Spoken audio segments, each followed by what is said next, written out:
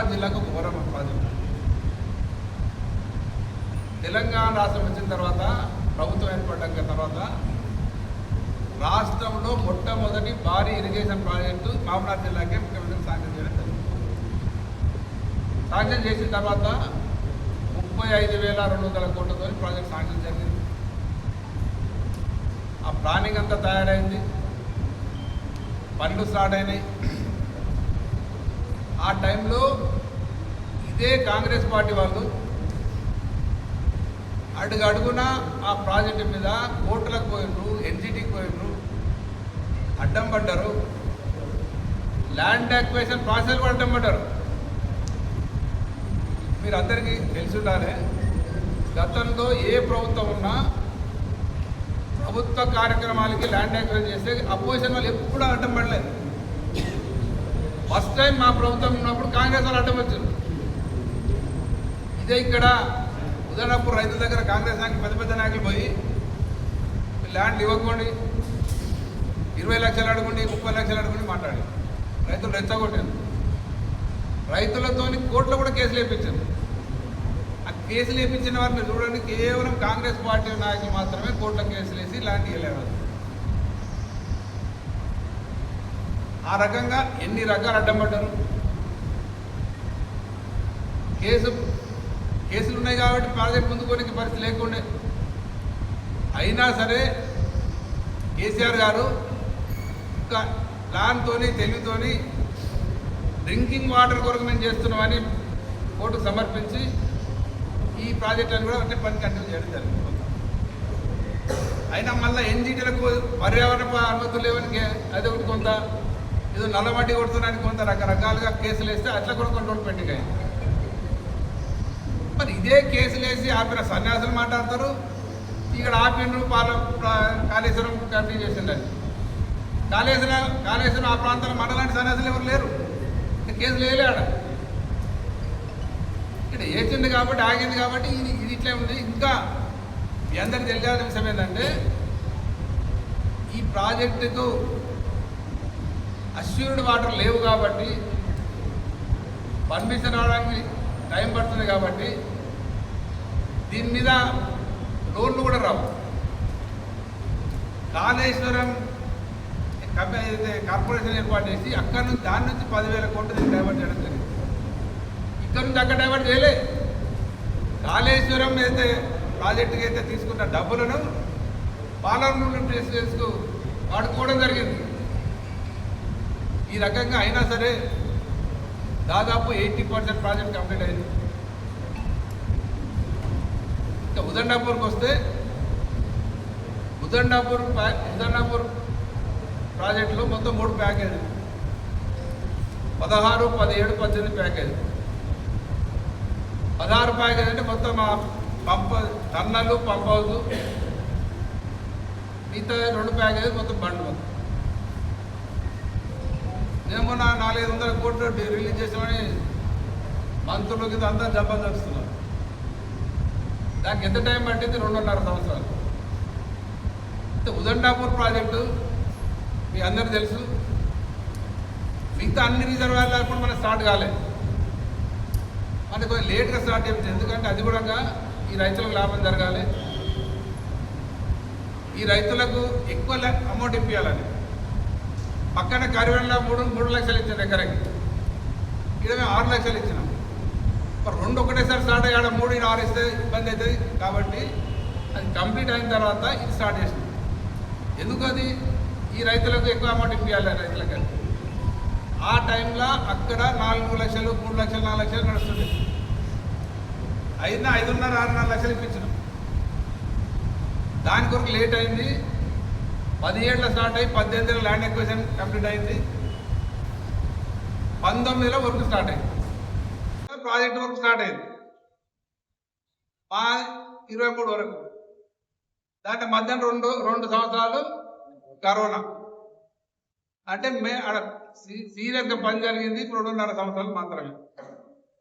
2.5 సంవత్సరాల్లో కేవలం ఉదండాపూర్ ప్రాజెక్టు మీద దాదాపు 5,000 కోట్ల రూపాయలు ఖర్చు పెట్టినాం.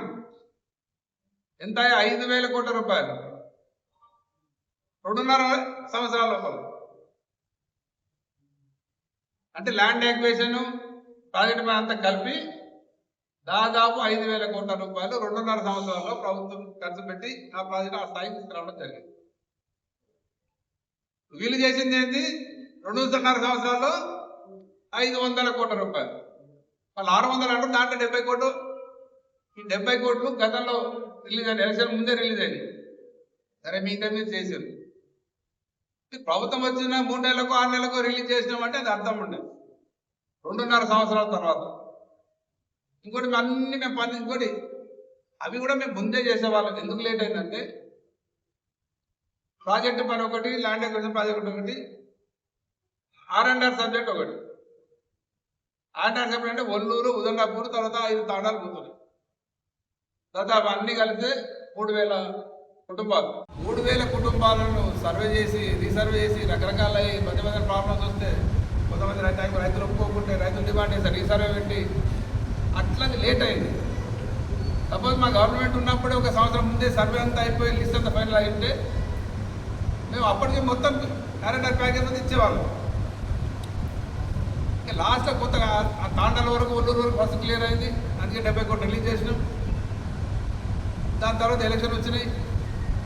ఆ 70 కోట్లు అప్పుడే మేము రైతులకు అకౌంట్కి పంపిద్దామంటే అందరూ 2 సార్లు కొడుతూ ఒక్కడేసారి అందరికీ అన్నారు వాళ్ళు, అక్కడ రైతులు అందరూ. అట్లా 70 కోట్లు అట్లే ఉన్నాయి.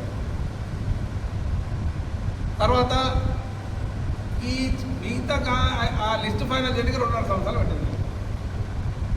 ఇప్పుడు R&R సైట్ మీరు చూసిండ్రు. ఇలా R&R సైట్ చూసి ఎంత ప్రమాణంగా ఉందంటే అది దీనికి మొన్న హౌసింగ్ కూడా, అది హౌసింగ్ కూడా ఎదురుగా మనం క్రికెట్ ఆడుతుంటే అడుగు చూస్తే మొత్తం అది టౌన్లో ఉన్నట్టే కనిపిస్తుంది. ఉదండపూర్ ఆడ మీరు గుర్తుపెట్టుకోండి, మేము చేసిన ప్లానింగ్తో అసలు అక్కడ అంత ల్యాండ్ యాక్వైర్ చేసేదని ఇవంతో కాకుండా అక్కడ అంత ల్యాండ్ గవర్నమెంట్ ల్యాండ్ ఉంది, ప్రైవేట్ ల్యాండ్ ఉంది. అన్ని రకాల ఇబ్బందులు పడి రైతులు పంపించి నచ్చప్పి రకరాల కష్టపడి 300 ఎకరాలు జమ చేసి దాని మొత్తం పని అంతా దాదాపు మ్యాక్సిమం పని కంప్లీట్ చేసినాం. అప్పుడే అవన్నీ బిల్డింగ్, ఇప్పుడైతే బిల్డింగ్ అవన్నీ అవుతున్నాయో ట్యాంకర్ అయితే అప్పుడు అన్ని టెంకాయలు కొట్టినాం. మన మామూలు గ్రూపులో పెట్టిన స్టోన్ కూడా పెట్టిన దాని మీద ఆడ ఒల్లూరు ఎక్కడ ఉండాలి, ఉదండపూర్ ఎక్కడ ఉండాలి అని క్లియర్గా డిక్లేర్ చేసినాం. ఆ స్టోన్స్ మీద ఒల్లూరు, ఉదండపూర్ అనే పెట్టినాం. ఇప్పుడు మనం ఆ పేరు పెట్టాలని మన సరిగా అది సబ్జెక్టు పరిస్థితి. ఇంకా నేను ఆ రైతులకు ఏమేం చేసినంటే, ఉదండపూర్ వాళ్ళు నష్టపోయిన వాళ్ళ ఊళ్ళు పోతున్నాయి, వాళ్ళు ఇబ్బంది పడతారు. లక్షలాది ఎకరాలు మారితే వేలాది మంది రైతులకు లాభం అవుతాయి, కానీ ఆ కుటుంబాలు ఇబ్బంది పడతాయి. కాబట్టి వాళ్ళకి అడుగున అండగా ఉండాలని ప్రతిదానికి అండగా ఉన్నాం. వాళ్ళకి ఆ సైట్ ల్యాండ్ ఎక్వైరీ వాళ్ళ ఇల్లు తీసుకున్నప్పుడు అడుగుకి ప్రభుత్వం 1,500 గజం డిక్లేర్ చేస్తే నేను కలెక్టర్ కొట్లాడి మాట్లాడి 3,500 చెప్పేసి. తర్వాత R&R package rate first 11,000 change ఉండే, 11 లక్షల ప్యాకేజ్ ఉండే. నన్ను ఎవరు అడగలేదు, రైతు డిమాండ్ చేయాలి, నేను ఏదో ఎలక్షన్ మాట చేయాలి. అయినా సరే నా అంతగానే మళ్ళీ కొంచెం లేట్ అయింది కాబట్టి 1 సంవత్సరం లేట్ అయింది, రైతులు నష్టపోకూడదని దాన్ని 4 లక్షలు పెంచి చూపించినాం. 16,30,000 అయింది అది. నేను అది ఎప్పుడు మీకు పేపర్లో చెప్పుకోలే, ప్రెస్ మీట్ పెట్టలే, నేను సీఎంలు కలిసి మీకు చూపించలే. కష్టపడి ఆ 4 లక్షలు పెంచడానికి 40 సార్లు సీఎం గారి దగ్గర తిరగవచ్చు, అధికారులతో తిరగవచ్చు, పెట్టలేదు. అది ఆర్డర్ తీసుకొచ్చి చూపించినారు, రైతులకు చూపించారు, ప్రెస్ కూడా చూపించలేదు. దాన్ని మరి ఎలక్షన్ల మాట ఇచ్చిన నాయకులు 25 లక్షలు చేస్తారని 1 రూపాయి పెంచలేదు. ఏదో 1,30,000 పెంచారు. దాంట్లో ఏంటంటే సింగిల్ ప్యాకేజ్ను పెంచినట్టు. సింగిల్ ప్యాకేజ్లో ఎంతమంది మొత్తం ఉదండపూర్లో 1000 మంది ఉంటే దాంట్లో 100 మంది సింగిల్ ప్యాకేజ్. 100 మందికి 4 లక్షలు పెంచి 1000 మందికి 4 లక్షలు తగ్గిస్తే ఎవరు లాస్? అట్లా వాళ్ళే లాస్. తర్వాత R&R ప్యాకేజ్ కింద చాలా దగ్గరలో ప్లాట్ కూడా ఇవ్వలేదు. ఎగ్జాంపుల్ మీరు కర్వేల దగ్గర రైతులే స్థలం కొని గవర్నమెంట్ ఇచ్చిన ఇల్లు కట్టుకున్నారు, స్థలం రైతులే కొనుక్కున్నారు. ఇక్కడ ప్రభుత్వ పరంగా ఇంకోటి రాష్ట్రంలో ఎక్కడిచ్చినా ఏ ప్రాజెక్ట్ కింద ఇచ్చినా ఆర్ఎన్ఆర్ సైట్లో 200 గదాలు ఇచ్చారు. నేను ముఖ్యమంత్రి గారిని స్పెషల్గా మా రైతులు ఇబ్బంది పడుతుందని చెప్పి 300 గదాలు ఎక్కలేదు రాష్ట్రంలో. అది కూడా పబ్లిసిటీ చేసుకోలేదు, ఎందుకంటే మిగతా ప్రాజెక్ట్ వాళ్ళు డిమాండ్ అవుతుందని. మా రైతుల లాభం కావాలి, నాకు పేరు వస్తే పేరు కాదు, మా రైతుల లాభం కావాలి, మా ఉదడపూర్వలకు ఉన్నూరులకు లాభం కావాలి అని నేను ఎప్పుడు డ్రామా చేయలేదు, ఫోటో చూపించలేదు, ప్రెస్ చెప్పాలి. మరి 300 గదాలు అంటే ఇలా మీరు చూసుకున్న ఖాళీ కంప్లీట్ అయితే జడ్చర్ల టౌన్లో ఏ ఖాళీ కూడా లేనంత బ్రహ్మాండంగా ఖాళీ తయారవుతాయి. 60 ఫీట్ల రోడ్లు, మొత్తం 70 ఫీట్ల రోడ్లు, మొత్తం సీసీ రోడ్లు, వాటర్ ట్యాంకులు, డ్రైనేజ్ సిస్టమ్ 20-30 వేలు గదం పోతుంది ఆడ. 300 గదాలు అగ్గించామంటే ఎన్ని లక్షలు ఇచ్చినట్టు వాళ్ళకి, ఇంత లాభం చేసినట్టు. అదే కాకుండా ఇంకా ఏ స్కీమ్ వచ్చినా ఒల్లూరు దండపూర్ వాళ్ళకి ఇచ్చిన దళిత బంధు స్కీమ్ మొత్తం కాంగ్రెస్కి 100 వస్తే 100 ఉదండపూర్ ఒల్లూరు వాళ్ళకి ఇచ్చిన. గొర్రెల స్కీమ్ వస్తే మొత్తం వాళ్ళు ఆడున్న అందరికి ఇచ్చిన. ఆ బీసీ బంధు వస్తే కూడా వాళ్ళ పేరు ప్రపోజ్ చేసినాం. అడుగున వాళ్ళకి అండగా ఉన్నాం, కాపాడుకున్నాం, భవిష్యత్తులో వాళ్ళు అండగా ఉంటాం.